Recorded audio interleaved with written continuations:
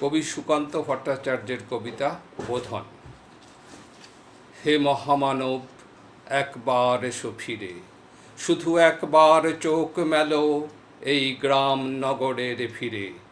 এখানে মৃত্যু হানা দেয় বারবার, লোকচক্ষুর আড়ালে এখানে জমেছে অন্ধকার। এই যে আকাশ, দিগন্ত, মাঠ, স্বপ্নে সবুজ মাটি, নীরবে মৃত্যু গেড়েছে এখানে ঘাঁটি।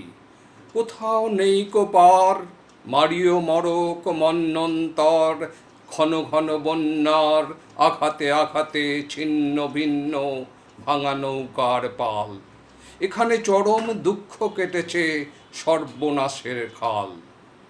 ভাঙা ঘর, ফাঁকা ভিটেতে জমেছে নির্জনতার কালো। হে মহামানব, এখানে শুকনো পাতায় আগুন জ্বালো। ব্যাহত জীবনযাত্রা, চুপি চুপি কান্না বও বুকে, হে নির্বিহারী সঙ্গী। আজ শুধু মনে মনে ধুঁকে ভেবেছ সংসার সিন্ধু কোনো মতে হয়ে যাবে পার, পায়ে পায়ে বাধা ঠেলে। তবু আজও বিস্ময় আমার, ধূর্ত প্রবঞ্চক যারা কেড়েছে মুখের শেষ গ্রাস, তাদের করেছ ক্ষমা, ডেকেছ নিজের সর্বনাশ। তোমার ক্ষেতের শস্য চুরি করে যারা গুপ্ত কক্ষতে জমায়, তাদেরই দুপায়ে প্রাণ ঠেলে দিলে দুঃসহ ক্ষমায়। লোভের পাপের দুর্গ গম্বুজ প্রাসাদে মিনারে তুমি যে পেতেছ হাত, আজ মাথা ঠুকে বারে বারে অভিশাপ দাও যদি, বারংবার হবে তা নিষ্ফল। তোমার অন্যায় যেন এ অন্যায় হয়েছে প্রবল। তুমি তো প্রহর গোনো, তারা মুদ্রা গোনে কোটি কোটি, তাদের ভাণ্ডার পূর্ণ। শূন্য মাঠে কঙ্কাল করটি তোমাকে বিদ্রূপ করে, হাত ছানি দিয়ে কাছে ডাকে কুচ্ছটি তোমার চোখে, তুমি ঘুরে ফেরো দুর্বিপাকে। পৃথিবী উদাস, শোনো হে দুনিয়াদার, সামনে দাঁড়িয়ে মৃত্যু কালো পাহাড়। দগ্ধ হৃদয়ে যদিও ফেরাও ঘর, সামনে পেছনে কোথাও পাবে না পার। কি করে খুলবে মৃত্যু ঠেকানো দ্বার, এই মুহূর্তে জবাব দেবে কি তার? লক্ষ লক্ষ প্রাণের দাম অনেক দিয়েছি, উজাড় গ্রাম সুদ আসলে আজকে তাই, যুদ্ধ শেষের প্রাপ্য চাই। কৃপণ পৃথিবী লোভের অস্ত্র নিয়ে কেড়ে নেয় অন্ন বস্ত্র। লোলুপ রসনা মেলা পৃথিবীতে, বাড়াও হাত তাকে ছিঁড়ে নিতে। লোভের মাথায় পদাঘাত হানো, আনো রক্তের ভাগীরথী আনো। দ্বৈত রাজের যত অনুচর, মৃত্যুর ফাঁদ পাতে পর পর। মেলো চোখ আজ ভাঙো সে ফাঁদ, হাঁকো দিকে দিকে সিংহনাদ।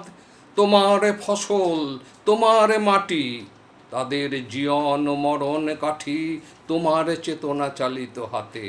এখনো কাঁপবে আশঙ্কাতে স্বদেশ প্রেমের ব্যঙ্গমা পাখি মারণ মন্ত্র বলে, শোনো তা কি এখনো কি তুমি আমি স্বতন্ত্র?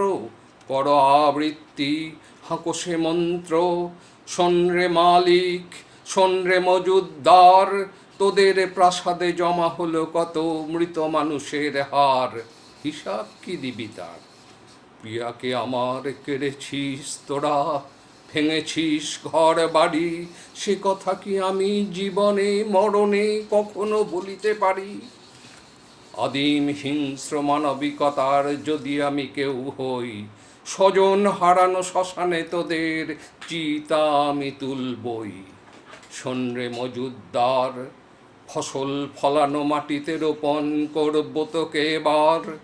তারপর বহু শতযুগ পরে ভবিষ্যতের কোনো জাদুঘরে নৃতত্ত্ববিদ হয়রান হয়ে মুছবে কপাল তার। মজুদ্দার ও মানুষের হারে মিল খুঁজে পাওয়া ভার। 1300 সালের মধ্যবর্তী মালিক মজুদ্দার মানুষ ছিল কি? জবাব মেলে না তার। আজ আর বিমুঢ় আস্ফালন নয়, দিগন্তে প্রত্যাসন্ন সর্বনাশের ঝড়। আজকের নৈশব্দ হোক যুদ্ধারম্ভের স্বীকৃতি, দুহাতে বাজাও প্রতিশোধের উন্মত্ত দামামা।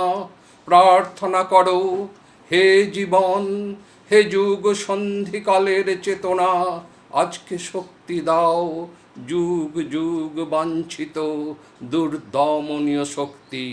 প্রাণে আর মনে দাও শীতের শেষের তুষার গলানো উত্তাপ।